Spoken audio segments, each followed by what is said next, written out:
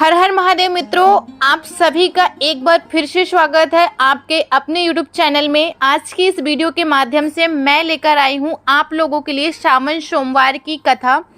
श्रावण सोमवार का व्रत मनोकामना की पूर्ति के लिए उत्तम माना जाता है। जो लोग साल भर व्रत रखना चाहते हैं, श्रावण सोमवार व्रत से इसका प्रारंभ कर सकते हैं। हिंदू मान्यताओं में उपवास का बड़ा धार्मिक महत्व है।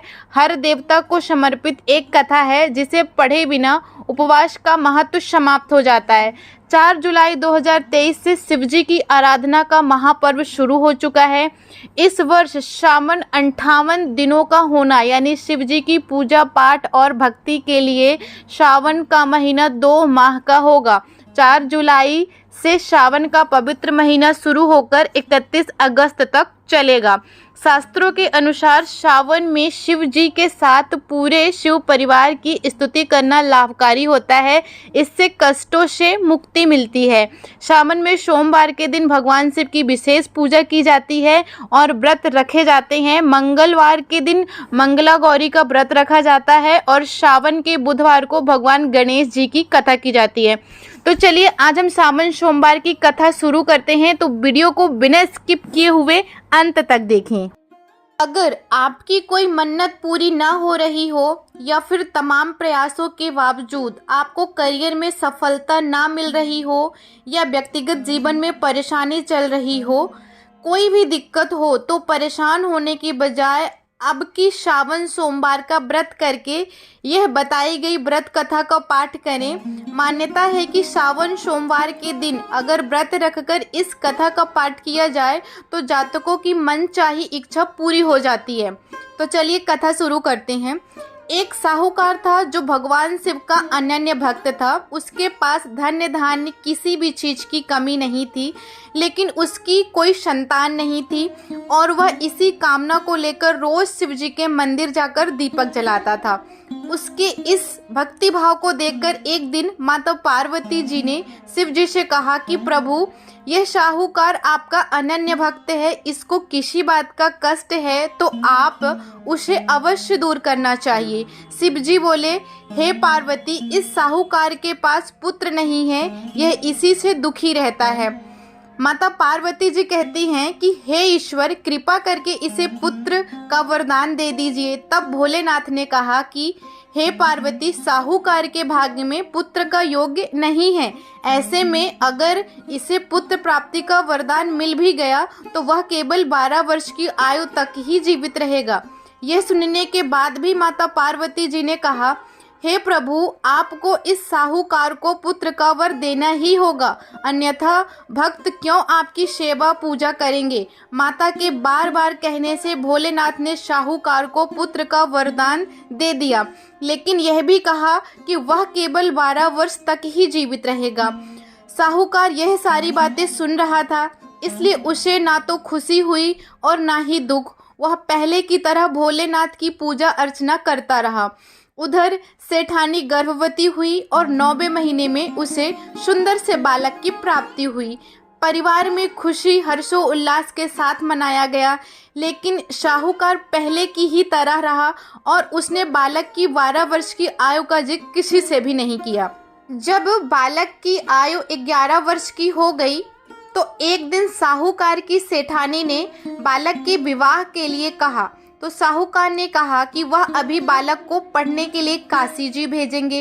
इसके बाद उनने बालक के मामा जी को बुलाया और कहा कि इसे काशी पढ़ने के लिए ले जाओ और रास्ते में जिस भी स्थान पर रुकना वहां यज्ञ और ब्राह्मणों को भोजन कराते हुए आगे बढ़ना। उन्होंने भी इसी तरह करते हुए जा रहे थे कि रास्ते में एक राजकुमारी का विवाह था। जिससे उसका विवाह होना था वह एक आंख से काना था।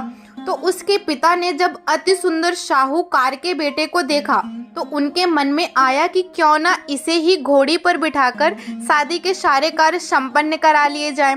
तो उन्होंने मामा से बात की और कहा कि इसके बदले वह उन्हें अथाह धन्य देंगे।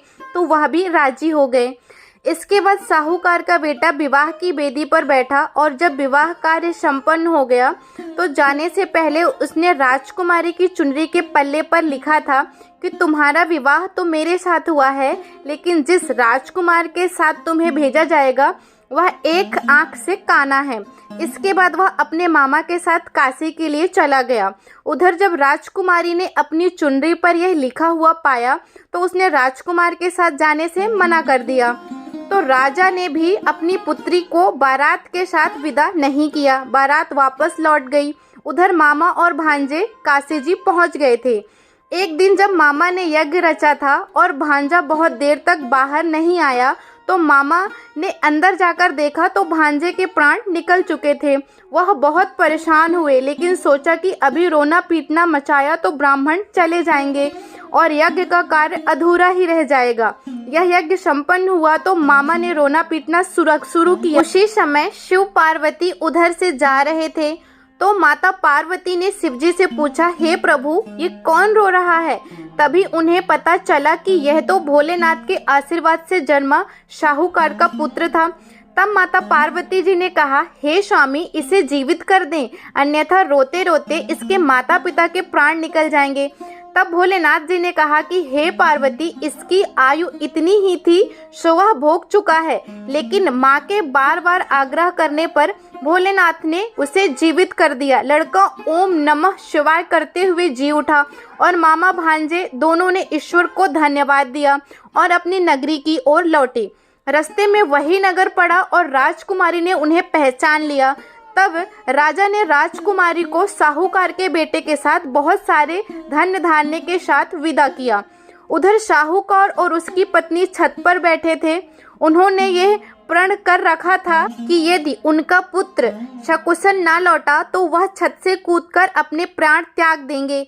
तभी लड़के के मामा ने आकर साहूकार के बेटे और बहू के आने का समाचार सुनाया, लेकिन वे नहीं माने। तो मामा ने शपथ पूर्वक कहा। तब तो दोनों को विश्वास हो गया और दोनों ने अपने बेटे बहू का स्वागत किया।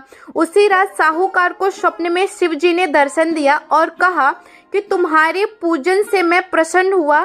इसी प्रकार जो भी व्यक्ति इस कथा को पढ़ेगा या सुनेगा उसके समस्त दुख दूर हो जाएंगे और मनवांछित सभी कामनाओं की पूर्ति होगी। मैं उम्मीद करती हूँ कि आज का ये वीडियो आप सभी लोगों को जरूर पसंद आया है। अगर आप लोगों को वीडियो पसंद आया है तो हमारे चैनल को सब्सक्राइब करें, लाइक करें, शेयर करें, ताकि हम ऐसे और वीडियो आप तक लेकर के आ सकें। फिर मिलेंगे नेक्स्ट वीडियो पे, तब तक के लिए हर हर महादेव, नमस्कार।